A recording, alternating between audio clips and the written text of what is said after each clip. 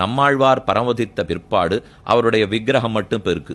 இந்த விக்கிரகத்தை ஏழ பண்ணதே மதுரகவி ஆழ்வார் தான். மதுரகவி ஆழ்வார் தான் நம்மாழ்வார் பரமதத்துக்கு போகிறார். நீர் புறட்டு போட்டீர்னா நாங்கள் எப்படி உயிர் வாழ்வோம்னு கேட்கிறார். ஒன்று செய்யும், தாமிரபரணி ஆற்ற போய் காய்ச்சும் அந்த நீர் வரும். அந்த நீரே ஒரு விக்கிரகமாக உருவாகும். அது நம் விக்கிரகமாக இருக்கும் என்று நம்மாழ்வார் சொல்ல, தாமிரபரணி ஆற்று நீரை காய்ச்ச நம்மாழ்வார் விக்கிரகம் வந்து அதைத்தான் இன்னைக்கு ஆழ்வார் திருநெல்லை நம்ம சேவிச்சுட்டு இருக்கோம்.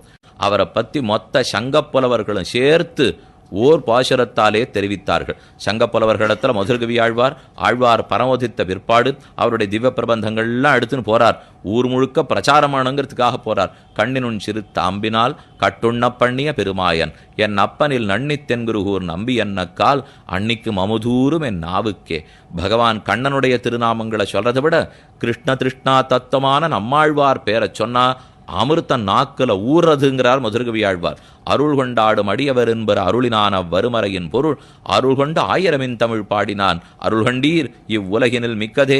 கீத பாடின கீதாச்சாரியனுடைய அருள் எள்ளளவென்னால் மலையளவுக்கு ஆழ்வாருடைய அருள் என்ன தமிழிலே திருவாய்மொழி பாடி என் நெஞ்சுள் நிற்க பாடினான். நம்முடைய நெஞ்சத்திலே பகவத் பக்தி நிற்கிற அளவுக்கு திருவாய்மொழி பாடினாரே. அதெல்லாத்தையும் ஓலைச்சுவடியில் எடுத்துட்டு பல்லக்கில் சுமந்துண்டு மதுரப்பட்டணத்துக்கு வந்து சேர்ந்தார். மதுரையிலே சங்கப்புலவர்கள் முற்சங்கம், இடைச்சங்கம், கடைச்சங்கம், இதில் இடைச்சங்க காலம். இடைச்சங்கங்கிறது 5000 வருஷத்துக்கு முன்னாடி, முற்சங்கம் 10,000 வருஷத்துக்கு முன்னாடி. இடைச்சங்க காலம் நம்மாழ்வாருடைய காலம். சங்ககால புலவர்கள்லாம் இது என்ன காதல் பாசுரம். ஆழ்வார் நாயிகா பாவத்தில் பாடியிருக்கார். தாய்ப்பாசுரங்கள், மகள் பாசுரங்கள், தோழி பாசுரங்கள், இதெல்லாம் காதல் பாட்டு இருக்கட்டும். இதெல்லாம் வேதாந்த பாசுரம் இல்லை அப்படின்னா அதை நீங்கள் சொல்லக்கூடாது, சங்கப்பலக சொல்லட்டும்னார் மதுரகவி ஆழ்வார். சரி, ஒரு பாசுரத்தை எழுதி வைங்கோ.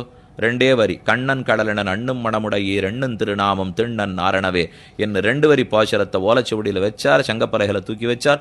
மொத்த சங்க புலவர்களையும் பிடிச்சி தள்ளி விட்டுட்டு ஓலைச்சுவடி எடுத்து கொடுத்து சங்கப்பலகை. எல்லா புலவர்களுக்கும் ஆச்சரியம். ஓ, இவர் சாமானிய மனுஷர் அல்லர், இவர் பகவத் அவதாரம் என்று உணர்ந்து கொண்டு அவரை புகழ்ந்து ஒரே செய்யுள் பாடின்னு வந்தா. எல்லாம் ஒரு மூலைக்கு போனான். அவாவா ஓலைச்சுவடி எடுத்து ஒரு செய்யுள் எழுதின்னு வந்தா. நடுவில் ராஜசபைக்கு வந்து செய்யுளை படித்தா மொத்த புலவர்கள் எழுதி வந்தது ஒரே செய்யுள்.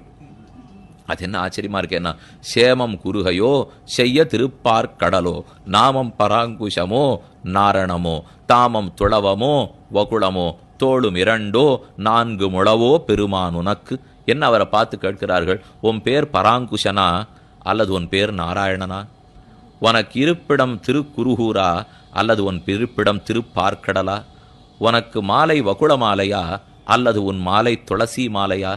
உனக்கு தோள்கள் 2 அல்லது 4 என்னுதான் ஆழ்வாரை பார்த்து கேட்டது. அப்ப பகவானே ஆழ்வாராக பிறந்து தன் அடியார்களை உஜ்ஜீவிப்பதற்காக 4 திவ்ய பிரபந்தங்களை பாடினான்கிற கருத்தை நாம் அறிந்து கொள்ள வேண்டும்.